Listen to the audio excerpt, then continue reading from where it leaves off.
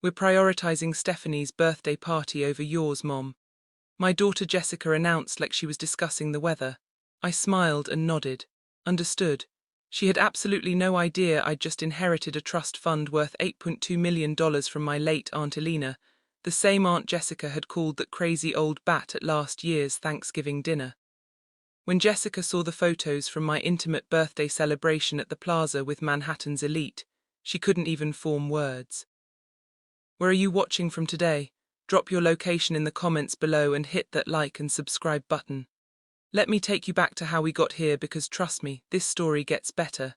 It was Tuesday morning, March 15th, when my perfectly ordinary life took its first extraordinary turn. I was standing in my kitchen making my usual coffee when the phone rang. The caller ID showed Peterson and Associates, a law firm I'd never heard of. Normally I would have let it go to voicemail, figuring it was some telemarketer with a fancy name, but something made me pick up. Mrs. Margaret Thompson. The voice was crisp, professional, speaking. This is David Peterson from Peterson and Associates. I'm handling the estate of Elelana Whitfield. You've been named as the primary beneficiary. I nearly dropped my coffee mug. Aunt Elena had been my mother's sister, a woman who'd lived like a hermit in that massive house upstate for as long as I could remember. We'd sent Christmas cards, sure, but actual visits maybe twice in my entire adult life. I'm sorry, there must be some mistake. Elena and I weren't particularly close. No mistake, Mrs. Thompson. Miss Whitfield was quite specific. She left detailed instructions about how she wanted her affairs handled, including a sealed letter for you. Would Thursday at 2 p.m. work for you to come in? Thursday couldn't come fast enough. I'd always lived paycheck to paycheck, even after my divorce 5 years ago. Working as a high school secretary wasn't exactly lucrative, but it had been enough to keep my head above water, barely. The law office was in one of those glass towers downtown that always made me feel underdressed. Mr. Peterson was younger than I expected, maybe early 40s, with kind eyes behind wire-rimmed glasses. Miss Whitfield was quite a remarkable woman, he began, opening a thick file.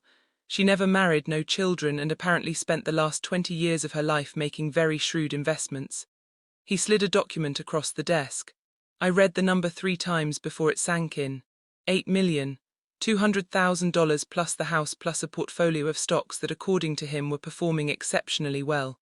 This can't be right, I whispered. It's quite right. There's also this. He handed me an envelope with my name written in Elena's spidery handwriting. My hands shook as I opened it. The letter was brief but devastating. Margaret, you were the only one who never asked me for money.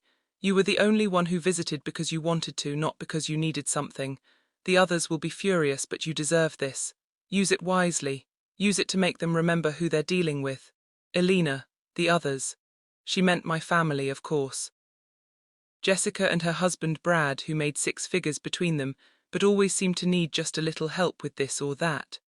My son Michael, who'd borrowed money for his business 3 years ago and still hadn't paid back a dime.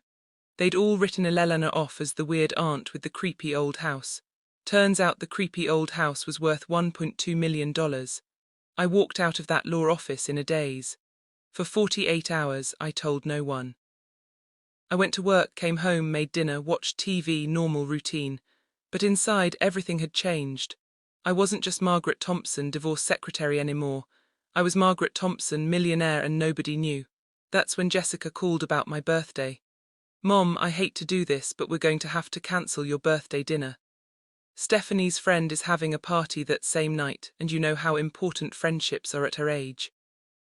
Stephanie was my 16-year-old granddaughter who hadn't spoken to me voluntarily in 2 years except to ask for money for concerts or clothes. Of course, I'd said family first. What I didn't say was that I'd already made other plans. Very different plans. The concierge at the plaza looked at me like I'd wandered in from a homeless shelter when I walked up to make a reservation. Fair enough. I was wearing my usual Target cardigan and sensible shoes. But when I mentioned I needed their private dining room for 12 people and handed over my new platinum credit card, his entire demeanor shifted. Of course, Mrs. Thompson, will this be for a special occasion? My 55th birthday, I said, enjoying the way his eyebrows shot up when the card was approved without question. I had exactly 2 weeks to plan the most elegant birthday celebration of my life. The guest list was interesting. Some old college friends I'd reconnected with, my neighbor Dorothy, who'd always been kind to me, a few people from work who'd actually treated me like a human being over the years, people who knew nothing about my windfall, but who'd earned their invitations through simple decency. Meanwhile, Jessica kept texting me updates about Stephanie's party plans, like I should be grateful for the blow-be-blow. Stephanie is so excited. Brad rented one of those photo booths. It's costing us a fortune. But you only turned 16 once, right? Right, you also only turned 55 once, but apparently that was less important than a teenager's social media opportunities. The morning of my birthday, I did something I'd never done in my life. I went to a high-end salon, not supercuts, not great clips. A real salon where they served you wine and treated your hair like it mattered. What are we thinking today? Asked Marcus, the stylist, running his fingers through my greying bob. I'm thinking it's time for a change. 3 hours later, I didn't recognize myself. The silver streaks in my hair had been transformed into elegant platinum highlights. My usual shapeless style had become a sophisticated shoulder-length cut that actually had personality. Marcus had even convinced me to let his colleague do my makeup. "You look stunning," he said, and for the first time in years I believed it. I'd bought a dress for the occasion too, not from the department store clearance rack where I usually shopped. This one came from a boutique where the saleswoman called me madam and brought me champagne while I tried things on. The dress was navy blue silk with a subtle pattern, cut perfectly to flatter instead of hide. The private dining room at the plaza was exactly what I'd hoped for. Elegant without being stuffy, intimate without feeling cramped. Fresh flowers, real silverware, the kind of ambience I'd only seen in movies. My guests arrived looking appropriately amazed. Dorothy actually gasped when she saw me. "Margaret, you look absolutely radiant. What's the occasion?" "Just feeling like celebrating," I said, which was the truth, if not the whole truth. Dinner was perfect, the conversation flowed, the wine was excellent, and for the first time in years I felt like the center of attention for all the right reasons. These people were here because they genuinely liked me, not because they needed something from me. Around dessert, my phone started buzzing with texts from Jessica. "Hope you're having a nice, quiet evening. Stephanie's party is amazing, she's getting so many great photos. The photo booth was such a hit." I silenced the phone and ordered another bottle of champagne. It was Dorothy who suggested we take pictures. "This is too lovely not to document," she said, pulling out her phone. "Actually," I said, feeling reckless, "let's do this properly." I called over our server and asked if the hotel photographer was available. 20 minutes later, we had a professional taking pictures of our group at the elegantly set table, wine glasses raised, everyone looking genuinely happy to be there. The photographer was good at his job. He caught candid moments, me laughing at one of Dorothy's stories, the warm glow of the candles, the way the light from the chandelier made everything look magical. "These are going to be beautiful," he promised, handing me his business card. "I'll have them ready tomorrow." As my guests prepared to leave, each one hugged me and commented on what a wonderful evening it had been. "This was the most elegant birthday party I've ever attended," said Patricia, my former college roommate. "You really know how to do things right, Margaret," I smiled mysteriously. "I'm full of surprises." After everyone left, I sat alone in the dining room for a few extra minutes, savoring the quiet elegance. Tomorrow I would post those professional photos. Tomorrow, Jessica would see exactly how her mother had spent her quiet evening. But tonight, I was just going to enjoy being Margaret Thompson, woman of mystery. The photos were even more stunning than I'd expected. The hotel photographer had captured something I'd almost forgotten existed. Me looking confident and sophisticated, surrounded by people who actually wanted to be there. In one shot, I was raising my wine glass in a toast, my platinum hair catching the light, wearing that navy silk dress like I'd been born to it. I spent Friday morning carefully selecting which photos to post on social media. I wasn't a frequent poster, usually just birthday wishes for family members or the occasional snapshot of my garden, but these photos deserved a debut. I chose 3. One of the full table with all my guests, one candid shot of me laughing, and one where I was clearly the center of attention, looking elegant and mysterious in the soft lighting. The caption was simple: "Celebrating another year of life with wonderful friends at the plaza. Grateful for all the blessings this year has brought." Within an hour, the comments started rolling in. College friends I hadn't spoken to in months, co-workers expressing amazement, neighbors wanting to know when I'd become so glamorous. The photos were getting more likes than anything I'd ever posted. It was Jessica who called first. "Mom, I just saw your pictures on Facebook." "Oh, did you like them? I thought they turned out nicely. You were at the plaza in New York." I could hear the confusion in her voice mixed with something else, something that sounded suspiciously like panic. "Yes, dear, I had dinner there for my birthday. But how did you? I mean, that place is incredibly expensive. And who are all those people?" "Friends," I said simply, "people who wanted to celebrate with me." "Mom, we need to talk. Can I come over? I'm afraid I'm busy today. Tomorrow would be better." There was a pause. "Busy doing what?" "Oh, this and that. I'm meeting with my financial advisor." Actually, another pause, longer this time. "Your financial advisor?" "Yes. I've realized I need to be more strategic about my investments, planning for the future and all that." "Mom, what's going on? You're scaring me." I almost laughed. Scaring her, after years of being treated like a convenient ATM, taking care of myself was scary. "Nothing's going on, Jessica. I'm just making some changes, living a little. You said yourself that friendships are important." After I hung up, I made myself another cup of coffee and smiled. Phase 1 was complete. The photos had done exactly what I'd hoped. They'd gotten attention, but more importantly, they'd made Jessica realize that her mother might not be quite as predictable as she'd assumed. My phone rang again. This time it was Michael. "Mom," Jessica called me. "She's freaking out about some pictures you posted. They're lovely pictures, if I do say so myself. She said you were at some fancy restaurant with people she didn't recognize." "The Plaza isn't just a restaurant, Michael. It's a hotel with quite a distinguished history. And yes, I do have friends outside the family." Shocking, I know. "Mom, are you feeling okay? This doesn't sound like you." There it was. The assumption that wanting nice things, celebrating myself, being anything other than quietly grateful for scraps was somehow evidence of mental instability. "I'm feeling wonderful, actually, better than I have in years." "Okay, but Mom, can we talk about something? Jessica mentioned you said something about a financial advisor." Ah, there was the real concern. Not my happiness, not my well-being, my finances. "Yes, I've been reviewing my portfolio, making sure everything is in order." "Your portfolio?" He sounded genuinely confused. "Mom, you work as a school secretary." "Indeed I do, and I didn't know you had investments to review." "Michael, sweetheart, there are many things about my life that you don't know. I'm beginning to realize that's been my mistake. Keeping too much to myself." "What do you mean?" "Nothing dramatic.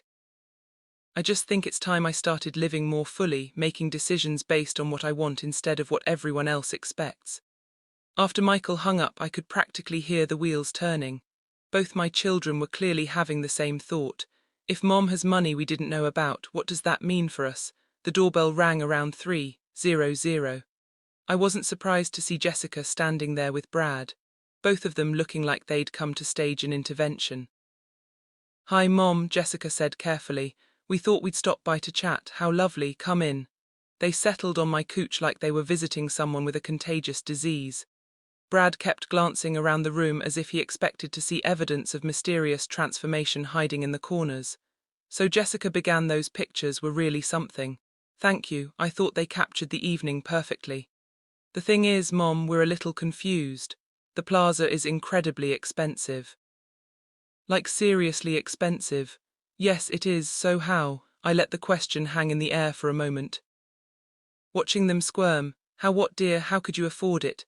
There it was, the real question. Not did you have a nice time or you looked beautiful, just how much did it cost and where did the money come from? "Jessica," I said gently, "do you remember what you told me when I asked about attending Stephanie's Sweet 16 party? That's completely different. You said you were prioritizing Stephanie's birthday over mine, that her friendships mattered more than mine." "Mom, she's 16. It's an important age. I'm 55, also an important age as it turns out." Brad finally spoke up. "Mrs. Thompson, we're just concerned about your spending, making sure you're not getting in over your head financially." I smiled at him.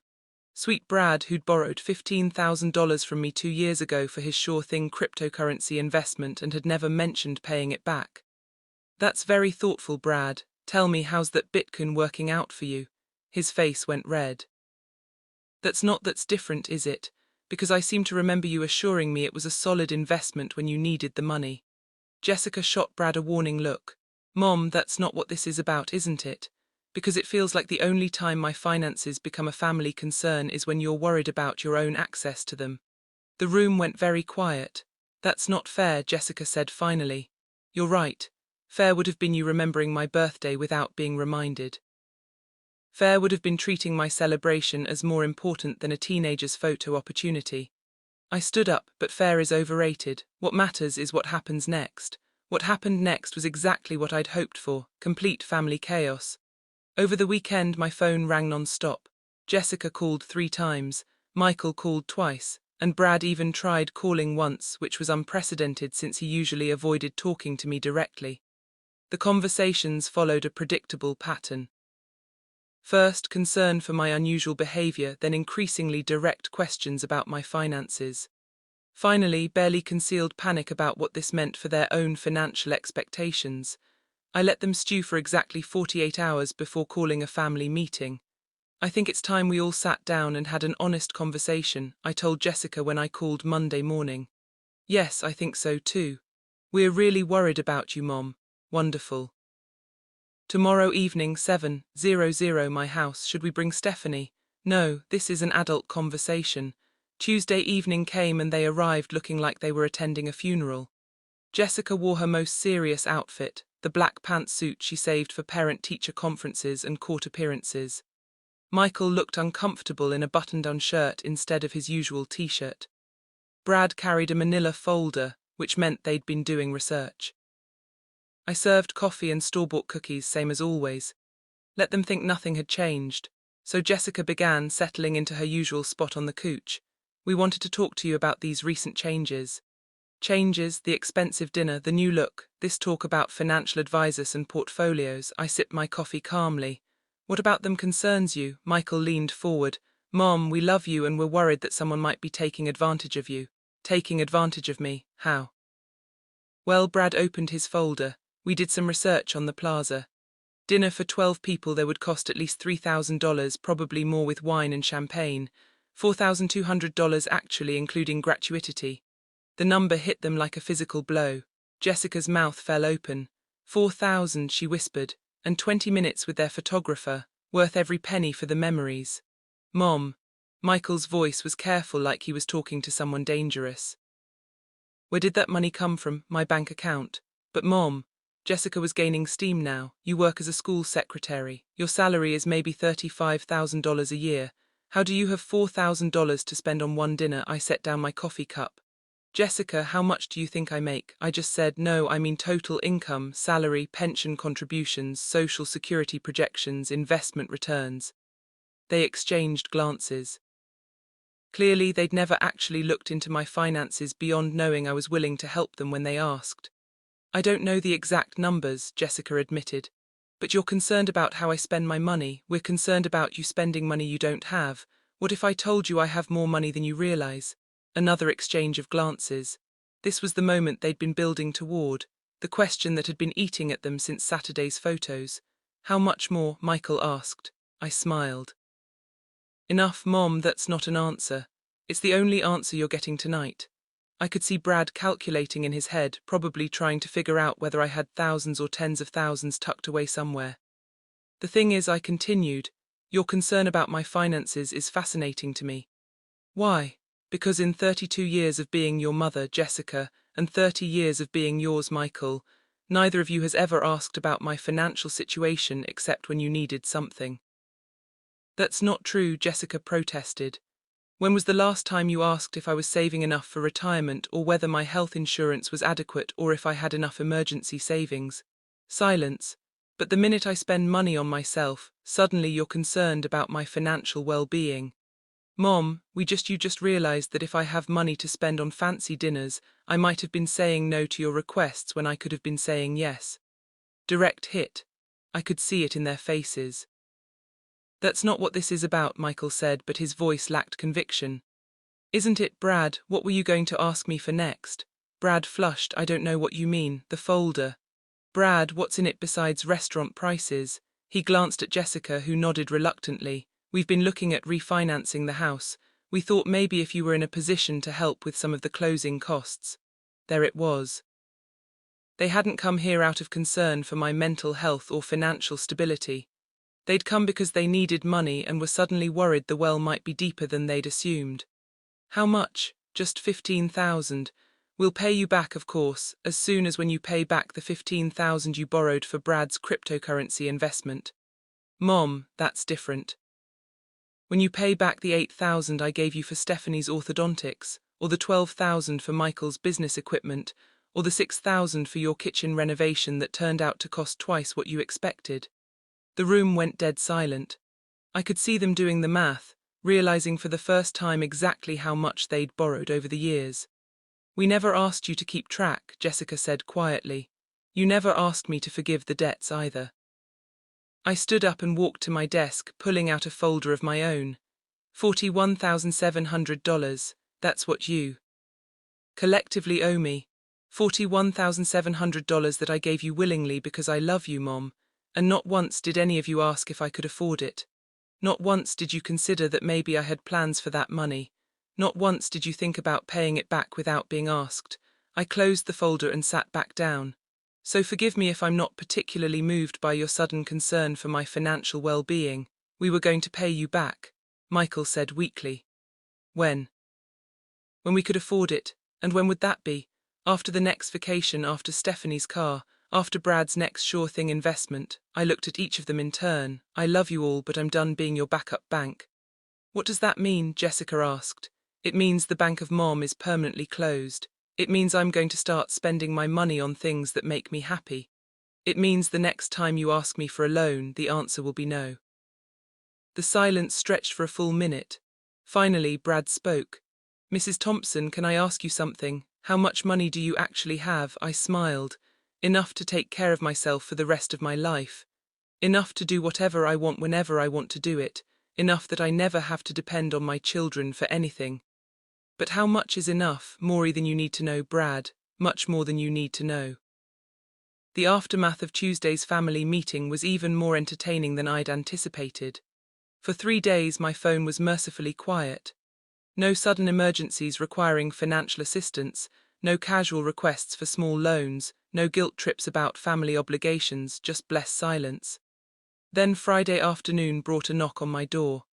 I opened it to find Stephanie, my 16-year-old granddaughter, looking uncharacteristically humble.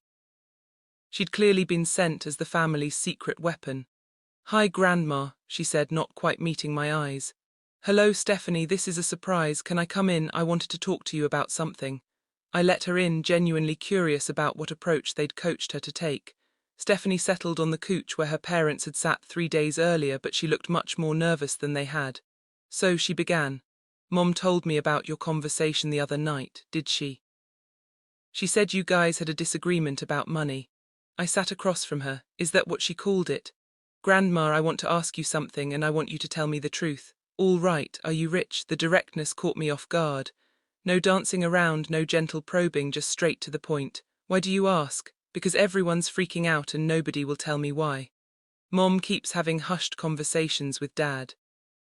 Uncle Michael called like 5 times and you posted those pictures from that fancy restaurant and everyone's acting like you robbed a bank or something. I studied my granddaughter's face. For all her teenage self-absorption, Stephanie was intelligent. More intelligent than her parents gave her credit for. What do you think, Stephanie? I think you have money that nobody knew about. And I think Mom and Dad are scared because they've been borrowing money from you, and now they're worried you might stop out of the mouths of babes. That's very perceptive. So are you, rich? I considered my answer carefully. Stephanie was still a child and whatever I told her would be repeated to her parents within the hour. Stephanie, do you know what your parents owe me? Owe you? Money they've borrowed over the years. She shook her head. $41,700. Her eyes went wide. Seriously? Seriously, your orthodontics, your father's business ventures, their house improvements, various emergencies over the years. They never said they borrowed money from you. No, I don't suppose they would. Stephanie was quiet for a moment, processing this information. Is that why you're mad at them? I'm not mad, sweetheart, I'm disappointed. There's a difference. What's the difference? Mad means you want to punish someone. Disappointed means you've realized you expected better than you should have. She nodded slowly. So what happens now? Now I stop lending money to people who don't pay it back and you start spending it on yourself. Exactly. Good for you, Grandma, that surprised me. You're not upset. Why would I be upset? You worked hard for your money. You should get to spend it on whatever makes you happy. Your parents might not agree. My parents are kind of spoiled, Stephanie said matter-of-factly. They always expect things to work out because they usually do, but that doesn't mean it's fair to you. We sat in comfortable silence for a few minutes. Grandma, can I ask you something else? Of course, that birthday dinner at the plaza, was it amazing? I smiled. It was absolutely amazing. The food, the service, the company, it was everything a birthday celebration should be. I'm glad. I'm sorry we missed it for my stupid party. Your party wasn't stupid, Stephanie, it kind of was. I mean, it was fun, but it was just a bunch of teenagers taking selfies. Your party looked elegant, it was elegant. Sometimes elegance is worth the extra cost. Will you show me the pictures, the good ones, not just the ones you posted? I got my laptop and pulled up the photographer's gallery. Stephanie scrolled through the images with genuine appreciation. Grandma, you look like a movie star in these. That's very sweet of you to say. I'm serious, you look happy. Really happy. I don't think I've seen you look that happy, and I don't know ever. That hit me harder than I'd expected. Have I seemed unhappy to you? Not unhappy exactly. More like tired, like you were always taking care of everyone else and never got to rest. From the mouths of babes, indeed. Well, I said, I'm planning to rest more often now. Are you going to do more fancy dinners? I'm planning to do whatever makes me happy. Can I come sometime to one of your fancy dinners? I looked at her. Really looked at her. Stephanie was on the verge of becoming a young woman caught between her parents' expectations and her own emerging sense of independence.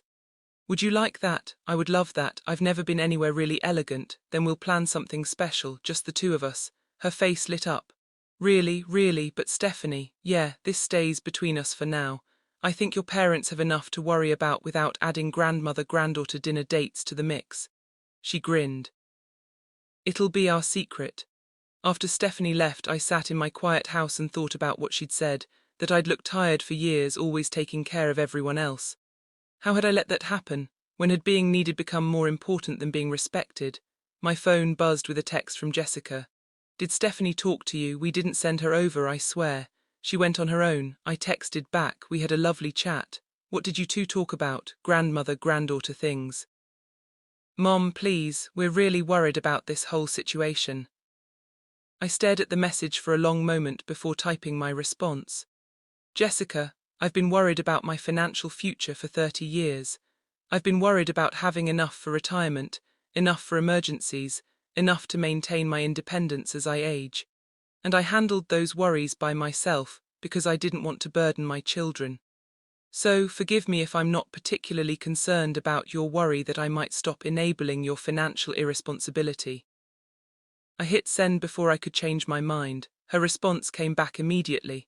That's harsh, Mom. Yes, I typed, it is. The second family meeting wasn't my idea. Jessica called Saturday morning and announced they were coming over to clear the air. She used her firm voice, the one that had worked on me for 30 years but felt strangely powerless now. I'm actually busy today, Jessica. Busy doing what? I'm going car shopping. Car shopping? Mom, your car is only 3 years old. My car is a practical sedan that gets good gas mileage and has room for other people's groceries. I'm thinking about something more fun. The silence on the other end told me everything I needed to know about Jessica's mental state. Mom, we really need to talk as a family. Fine, 2:00. But I have an appointment at 4:00, so keep it brief. They arrived precisely at 2, all three of them wearing identical expressions of barely contained anxiety. Michael had even brought Ellen, his girlfriend of 2 years, which meant they decided they needed witnesses. Ellen, I said warmly, how lovely to see you. How are the wedding plans coming? Ellen smiled nervously. We've actually decided to postpone for a while. Oh, nothing serious, I hope. Just some financial considerations, Michael said quickly. Ah, so Michael had been planning to ask for money for the wedding. And my recent declaration of independence had thrown a wrench in those plans. That's probably wise, I said. Weddings can be so expensive when you want them to be special. We all settled in the living room with the same awkward energy as a therapy session. Mom, Jessica began, we owe you an apology. Do you? We've been taking your generosity for granted. We realize that now. I waited. Experience had taught me that whatever came after but would be the real message. But we're also concerned that you're making decisions based on emotion rather than logic. There it was. What decisions concern you? Well, Brad pulled out his phone. We looked up car prices at the dealership you mentioned. The models you were asking about are all luxury vehicles, $40,000 and up. Imagine that, Mom, Michael joined in. $40,000 could pay for Ellen's nursing school. It could be a down payment on a house. It's a life-changing amount of money. Yes, it could do all those things. If it were your money, it's not about the money being ours, isn't it? Because it sounds like you're upset that I might spend my money on something I want instead of something you need. We're upset that you're acting like money doesn't matter. Jessica said, money matters tremendously. That's why I've been careful with it for 30 years. That's why I have $40,000 to spend on a car if I choose to. But do you need a $40,000 car? Brad asked. I turned to look at him directly. Brad, did you need a cryptocurrency investment? That's different. Did Jessica need a kitchen renovation that cost twice the original estimate? Mom, that's not. Did Michael need to start a business with equipment he couldn't afford? The business is doing well, Michael protested. I'm glad to hear it. So you'll be paying me back soon. Silence. You see, here's what I've learned, I continued. When you want something, it's an investment or a necessity or a once-in-a-lifetime opportunity. When I want something, it's frivolous spending that needs to be justified to a panel of judges. That's not fair, Ellen said quietly, then looked startled that she'd spoken. You're right, Ellen, it's not fair. Thank you for pointing that out. Ellen looked confused. I know what you meant, but you're absolutely right. It's not fair that a grown woman has to justify her purchases to her adult children. It's not fair that my financial decisions are subject to family committee review while yours are considered private matters. Jessica was getting frustrated. Mom, we're trying to have a reasonable conversation here. Are we? Because it feels like you're trying to find a way to make me feel guilty for having money you didn't know about. We're not trying to make you feel guilty, Michael said. Then why are you here? Another long silence. Finally, Brad spoke up. Mrs. Thompson, can I be honest? By all means. We came here to ask if you'd consider paying for our refinancing costs in Ellen's nursing school, before we knew about whatever's changed. And now we don't know if we should still ask or if that would make us look greedy. I almost laughed. Finally, some honesty. How much? $15,000 for the refinancing, Jessica said. $12,000 for Ellen's school.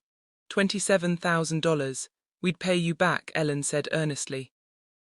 With interest like the $41,700 I'm already owed. Ellen's face fell as she realized her mistake. Mom, Jessica tried again. We're not asking for charity, we're asking for help from family. I helped Brad with his sure thing investment. I helped you with Stephanie's orthodontics and your kitchen renovation and your emergency car repair and your emergency roof repair. I helped Michael with his business startup. When does family help become expected support? We never expected. You absolutely expected it. You expected it so much that you planned major financial decisions around my willingness to contribute. I stood up. And the most telling part of this conversation is that not one of you has asked where the money came from. They exchanged glances. We figured you'd been saving. Jessica said for 30 years on a secretary's salary. Well, you didn't ask because you don't actually care where it came from. You only care that it exists and whether you can access it. That's not true, Michael protested. Michael, you've been dating Ellen for 2 years. Have you ever once asked about my retirement planning, my insurance coverage, whether I have enough saved for long-term care if I need it? I know, but the minute you think I might have money to spare, suddenly my finances become a family concern. I walked to the window and looked out at my sensible sedan in the driveway. I'll make you all a deal, I said without turning around. I'll continue to help family members who need genuine assistance. Emergency medical bills, job loss, unexpected disasters, real emergencies. I turned back to face them. But I'm done funding lifestyle choices. I'm done paying for wants disguised as needs. And I'm done having my financial decisions questioned by people who haven't asked about my financial well-being in 30 years. Mom, the refinancing and Ellen's nursing school are not emergencies. They're investments in your futures that you can fund yourselves, but we can't afford. Then you'll have to wait until you can, like everyone else does. I checked my watch now. I have a 4:00 appointment to test drive a BMW unless someone has a medical emergency that requires immediate attention. This conversation is over. They filed out looking like I just burned down their Christmas tree. Stephanie was the last one out the door. She hung back and whispered, "What color BMW are you looking at?" "I'm thinking red," I whispered back. "Good choice, Grandma." Yes, I thought as I watched them drive away. It really was. The red BMW was absolutely perfect. Not practical, not sensible, not something a 55-year-old school secretary was supposed to want, which made it exactly right. The salesman, Kevin, initially tried to steer me towards something more appropriate for your lifestyle, a translation I understood perfectly. But when I mentioned I was paying cash and handed him the pre-approval letter from my bank, his entire attitude shifted. "The X3 is a beautiful vehicle," he said, practically purring. "Excellent safety ratings, luxury features, and this particular red is quite striking." It was striking, bold and confident, and completely unlike anything I'd ever owned. I took it for a test drive and felt something I hadn't experienced in years. Pure joy. "I'll take it," I said when we returned to the lot. Kevin looked surprised. "Don't you want to discuss financing options? Monthly payments can be quite reasonable with our current rates." I said, "I'll take it, cash." The paperwork took 2 hours, but I didn't mind. I sat in Kevin's office sipping coffee and watching other customers negotiate payment plans for cars that cost less than my monthly discretionary income. When Kevin handed me the keys, I felt like I was accepting the keys to a new life. "Congratulations, Mrs. Thompson. Enjoy your new car." I drove home slowly, savoring the feel of the leather seats, the quiet purr of the engine, the way other drivers looked at my car with obvious envy. This was what it felt like to buy something simply because I wanted it. My neighbor Dorothy was getting her mail when I pulled into my driveway. "Margaret, is that your car?" "It certainly is. It's gorgeous. What made you decide to upgrade?" "I decided I was tired of driving something practical." Dorothy laughed. "Good for you. Harold always said life's too short to drive boring cars." That evening I poured myself a glass of wine and sat on my back deck, admiring my new car through the kitchen window. My phone buzzed with a text from an unknown number. "This is Patricia from your birthday dinner. Dorothy gave me your number. I hope you don't mind, but I had to tell you. You've inspired me to make some changes in my own life. Thank you for showing me what it looks like to celebrate yourself properly." I smiled and texted back, "Never apologize for treating yourself well. Life is too short to wait for permission." Her response came immediately. "Exactly. By the way, a few of us from dinner were talking about getting together again soon. Would you be interested in making this a regular thing?" A regular thing. A group of friends who actually enjoyed my company, who didn't see me as a solution to their problems or a source of emergency funding. I would love that. Over the next week, my new life began to take shape. I joined Patricia and 2 other women from the birthday dinner for lunch at a charming bistro downtown. I made an appointment with a personal shopper at Nordstrom to update my wardrobe.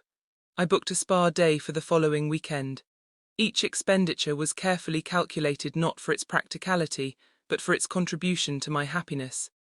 And for the first time in decades, my happiness felt like a worthwhile investment.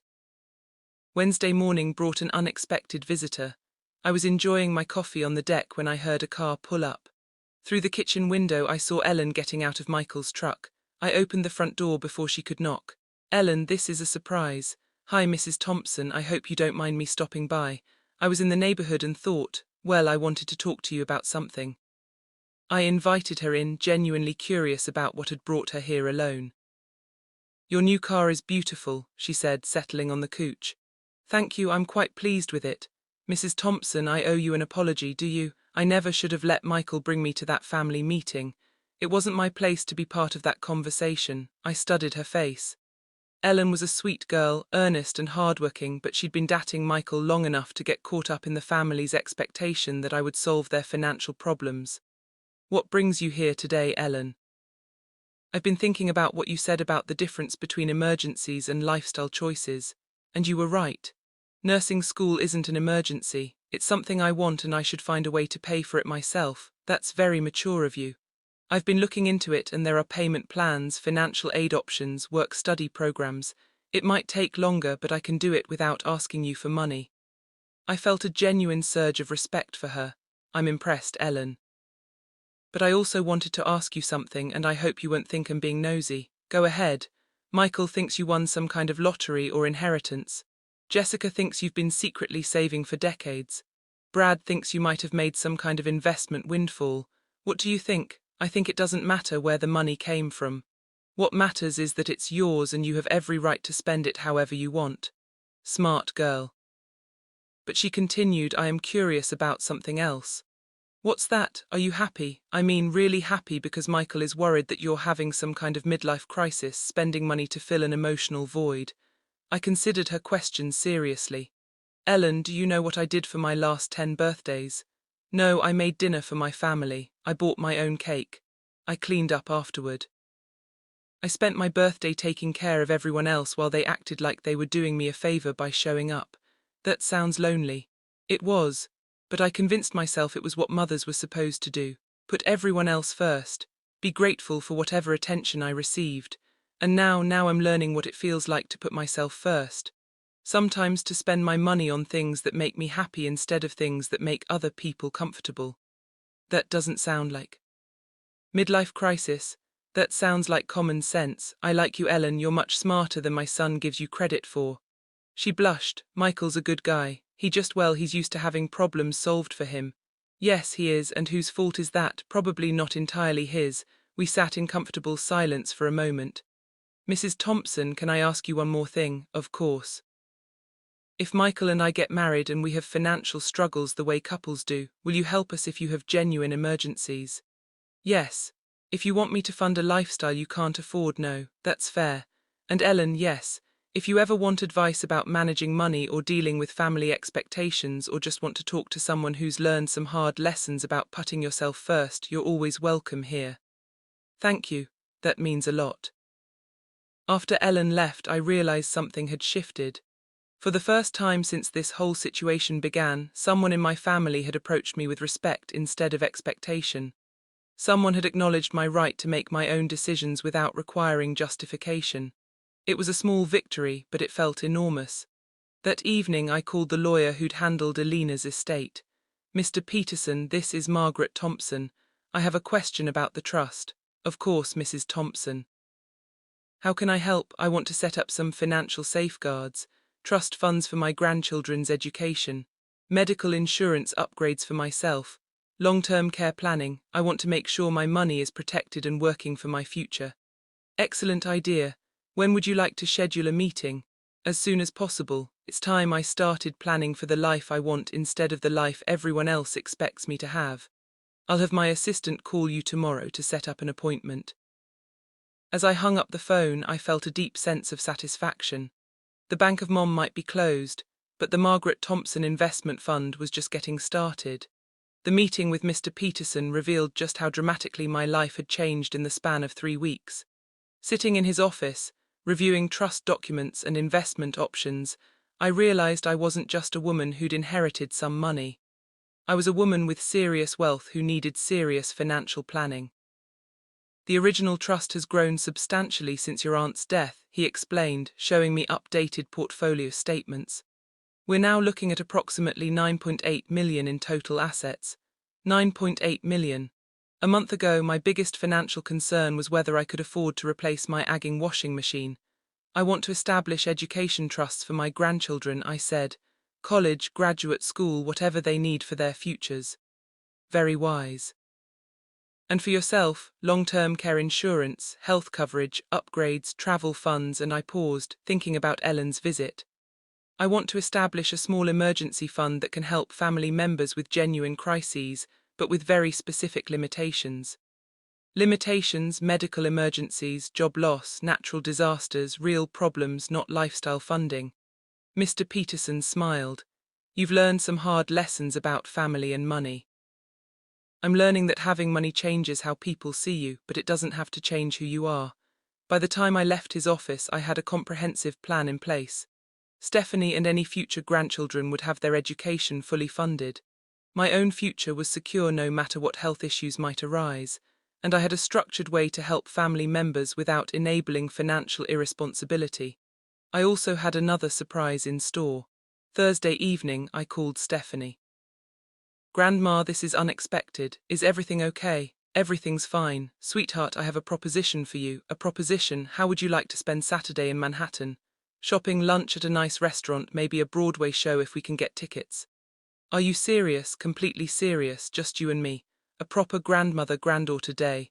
Mom will freak out if she finds out you're spending more money. Your mother's opinions about my spending are no longer my concern. Are you interested? Yes, oh my God, yes, can we take your new car? That was exactly my plan. Saturday morning I picked up Stephanie and my red BMW, both of us dressed for a day in the city.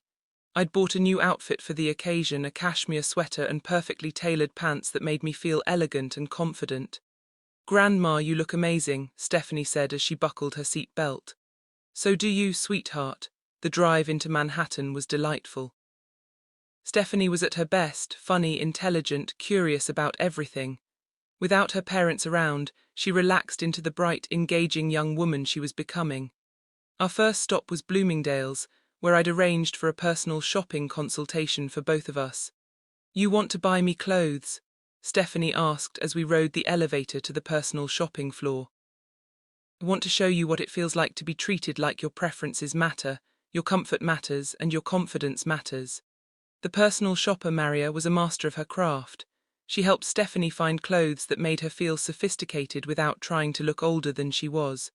Age-appropriate but elevated classic pieces that would serve her well for years. For myself, I chose clothes that reflected who I was becoming rather than who I'd always been. Colors that made my skin glow. Cuts that flattered instead of hiding. Fabrics that felt luxurious against my skin. Grandma, Stephanie said as we loaded our shopping bags into the car. This has been the best day ever. The day is not over yet.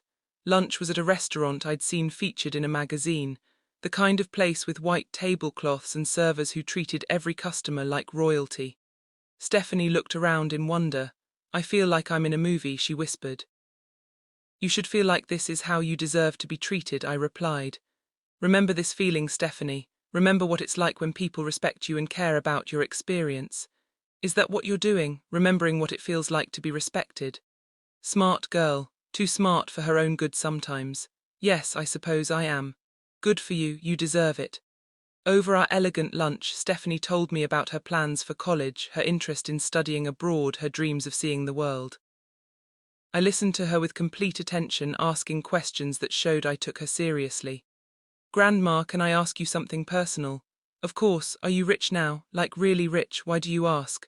Because this whole day, the clothes, the restaurant, the way people treat us, it feels like how rich people live. I considered my answer carefully. Stephanie, I have enough money to live exactly the way I want to live. I have enough to be generous with people I love without compromising my own security. I have enough to make choices based on what makes me happy instead of what I can afford. That sounds like being rich to me. Maybe it is. Are you going to tell Mom and Dad how much money you have? I don't think so. They don't need to know specifics because they'll act weird about it. Because they already are acting weird about it and they don't even know the half of it. Stephanie nodded thoughtfully. Sometimes I think my parents are kind of immature about money. What do you mean? They want things they can't afford. And instead of waiting or saving up, they just expect someone else to help them get it. That's not how being an adult is supposed to work, is it? No, sweetheart, it's not. Well, I'm glad you're not helping them anymore. They need to figure it out themselves. We spent the afternoon at the Museum of Modern Art, where Stephanie showed a surprising appreciation for abstract expressionism. Then we caught a matinee performance of a musical she'd been wanting to see. By the time we drove home that evening, loaded with shopping bags and full of good food and culture, I felt like I'd given my granddaughter something more valuable than expensive clothes or Broadway shows. I'd shown her what it looked like for a woman to value herself. Grandma, she said as we pulled into her driveway. Thank you for today. It was perfect. Thank you for being such wonderful company. Can we do it again sometime? Absolutely. Anytime you want to spend the day with someone who thinks you're brilliant and beautiful and capable of anything. She hugged me tight before getting out of the car. I love you, Grandma. I love you too, sweetheart, more than you know. As I drove home, I thought about the day. I'd spent probably $1,500 on clothes, food, and entertainment. A month ago, that would have represented weeks of careful budgeting. Now it was just the cost of giving my granddaughter a memory that would last forever. My phone was buzzing with missed calls when I got home. 3 from Jessica, 2 from Michael, 1 from Brad. I checked the voicemail from Jessica. Mom, Stephanie said you took her shopping in the city today. We need to talk. This is getting out of hand. I deleted the message and poured myself a glass of wine. Getting out of hand perhaps, but sometimes that's exactly what life needed. The ambush came Sunday morning. I was enjoying my coffee and newspaper on the deck when I heard car doors slamming in my driveway. Multiple car doors. Through the kitchen window I saw Jessica, Brad, Michael and Ellen all walking up my front path with identical expressions of grim determination. This was an intervention. I took my time answering the door. Well, I said, opening the door to find all 4 of them standing on my porch. This is quite a welcoming committee. Mom, we need to talk, Jessica said. All of us. Do we? Because I seem to recall having several talks recently and they all seem to end the same way.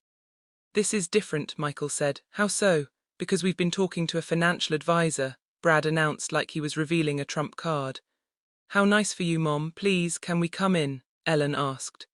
She looked uncomfortable with the whole situation, which suggested she'd been dragged along against her better judgment. I let them in mostly out of curiosity about what new approach they'd devised. They arranged themselves in my living room like they were conducting a board meeting. Jessica pulled out a folder. Apparently everyone in my family had taken to carrying folders these days.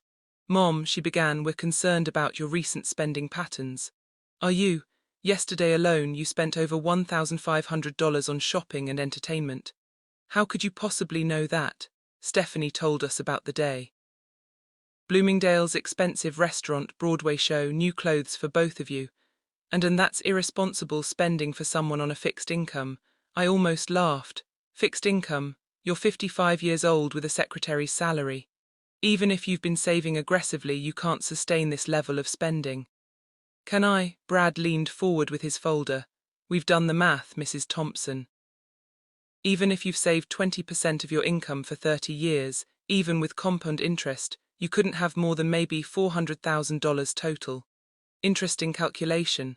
So spending $1,500 in one day represents almost 0.5% of your entire net worth, Jessica continued. At this rate you'll be broke in 5 years. Will I? Michael jumped in. Mom, we're not trying to control your money. We're trying to help you plan for your future. My future? What happens when you need long-term care? What happens if you have a medical emergency? What happens when you can't work anymore? I sat down my coffee cup and looked at each of them in turn.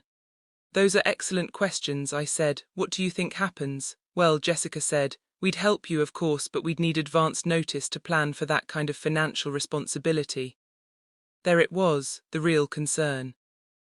Not my financial security but their potential obligation to support me if my money ran out. I see. So you're worried that my current spending might leave you responsible for my care in the future. That's not how we'd put it, Ellen said quietly. How would you put it? We're worried about you, Michael said. This isn't like you, Mom. The expensive dinners, the new car, shopping sprees in Manhattan. It's like you've become a different person. Have I? Yes. The Mom we know is careful with money, practical, responsible. You mean the Mom you know puts everyone else's needs before her own wants? That's not, isn't it? The Mom you know gives money to her adult children without question. The Mom you know drives a sensible car and wears sensible clothes and lives a sensible life so she can be available when you need financial help. I stood up and walked to my desk, pulling out Mr. Peterson's business card. I want you to call this number, I said, handing the card to Jessica. Why? Because you seem to think you know my financial situation and you're operating on assumptions that are, I paused, choosing my words carefully, incomplete. Mom, we're not trying to snoop into your finances. Yes, you are.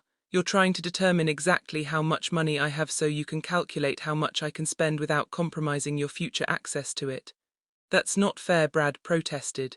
Isn't it? You just presented me with a mathematical analysis of my spending patterns based on assumptions about my income and savings. That's exactly what you're doing. I sat back down. Here's what's going to happen. You're going to call Mr. Peterson and schedule a meeting. He's going to explain my actual financial situation to you and then we're going to have a conversation about boundaries. Boundaries? Jessica asked. Boundaries about my money, my spending and my decisions. Boundaries about what input I'll accept from my adult children, about my lifestyle choices.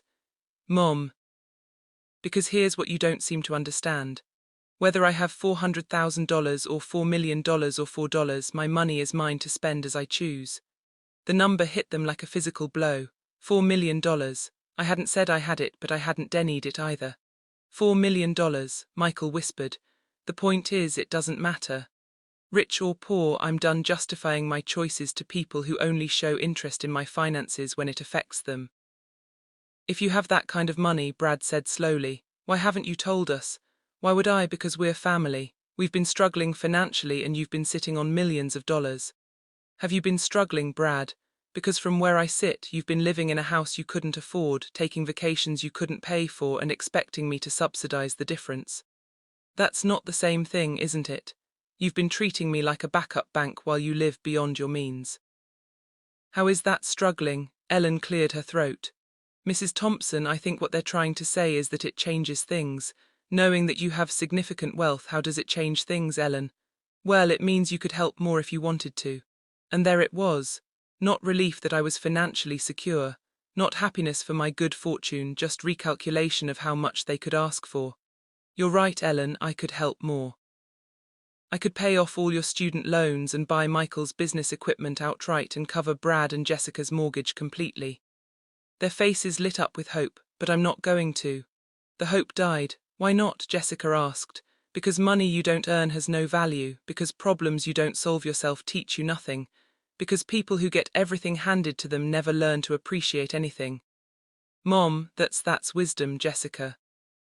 Hardened wisdom from someone who spent 30 years enabling financial irresponsibility in the people she loved most. I picked up my coffee cup.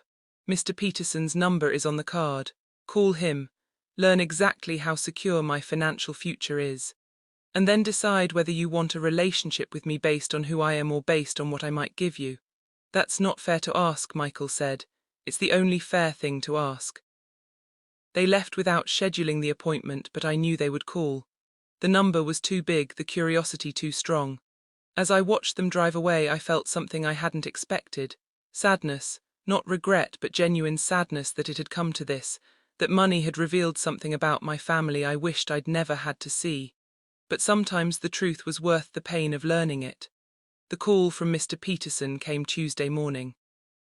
Mrs. Thompson, your daughter Jessica and her family came in yesterday afternoon. They were quite surprised by the scope of your financial holdings. I imagine they were. They asked if they could establish a line of credit against your trust assets for family emergencies, they said. I almost choked on my coffee. And what did you tell them? I told them that any access to trust funds would require your explicit written authorization for each transaction and that you'd already established very specific parameters for family assistance. Good. They seemed upset by those limitations. I'm sure they did. They also asked about the likelihood of you changing your will to leave everything to charity instead of family. Now, I did laugh. And what did you tell them? I told them that would be entirely up to you. After I hung up, I sat in my kitchen thinking about the conversation. My family's first response to learning about my wealth hadn't been happiness for my security or curiosity about my late aunt's life. It had been an immediate attempt to access the money. The knock on my door came Wednesday evening. This time it was just Jessica, looking smaller and more uncertain than I'd seen her since she was a child. Mom, can we talk? Of course. She came in and sat on the edge of the couch like she was ready to run. I owe you an apology, she said without preamble. Do you? Yes, a big one. We went to see your lawyer and he told us about the trust fund, about how much money you inherited. And I realized something. My first thought wasn't, I'm so glad Mom is financially secure. It was, how much can she give us? I waited. That's awful, isn't it? It's human, I said gently. But yes, it's also awful. I don't know when I started thinking of you as a resource instead of a person. Probably around the time I started acting like one. That's not your fault, it's not entirely yours either. I enabled it. We sat in uncomfortable silence for a moment. Mom, I need to ask you something and I need you to be honest. All right. Do you still love us even after everything that's happened? The question caught me off guard. Jessica, of course I love you, but do you like us? Do you actually enjoy spending time with us, or have we become people you help out of obligation? I looked at my daughter, really looked at her. At some point over the years she'd become a stranger to me, someone who called when she needed something, visited when it was convenient, treated our relationship as transactional. I love you unconditionally, I said carefully, but I don't like the people you've all become around money. I don't like the entitlement, the assumptions, the way you've treated my generosity as your right. That's fair. But Jessica, I also don't like the person I became. The person who said yes to everything, who never set boundaries, who measured her worth by how useful she was to other people. So what happens now? Now we figure out if we can have a relationship that isn't based on you needing things and me providing them. I'd like that, she said quietly. I miss you, Mom. The real you, not the bank. I miss you too. Can I ask you something else? Sure. What was Aunt Elena like, really like? I smiled. She was complicated, intelligent, independent, a little eccentric. She lived exactly the way she wanted to live. Did she leave you all that money because she thought you needed it? She left it to me because she thought I deserved it. There's a difference. Jessica nodded thoughtfully. Mom, if I promised to never ask you for money again, would you believe me? I don't know, would you mean it? I think so, I hope so, then let's find out. Over the following weeks, a strange thing happened. With money off the table as a topic of conversation, my family and I had to find other things to talk about. It was awkward at first, like strangers learning to make small talk. But slowly we began to rediscover each other. Michael visited to show me pictures from Ellen's graduation. She'd found a way to pay for nursing school through a work-study program and graduated with honors. They were proud of what they'd accomplished on their own. Brad got a promotion at work and called to share the good news, not because it meant he could pay me back, but because he wanted to celebrate with someone. Even Stephanie seemed different, less focused on material things, more interested in experiences and relationships. And Jessica. Jessica started calling just to talk about her job, her friends, her thoughts about life. Not once did she mention money. On my 56th birthday they threw me a party. Not because they felt obligated, not because they wanted something, but because they wanted to celebrate me. It was held at Jessica's house, but it was elegant in its simplicity. Good food, thoughtful decorations, and a cake that Jessica had made herself instead of buying. The gift they gave me was perfect. A photo album filled with pictures from throughout our family history with handwritten notes about their favorite memories with me. Memories that had nothing to do with money or help or obligations, just love. As I drove home in my red BMW, I thought about Elena's letter. Use it to make them remember who they're dealing with. She'd been right. The money hadn't changed who I was. It had revealed who I'd always been underneath the habit of putting everyone else first. Margaret Thompson.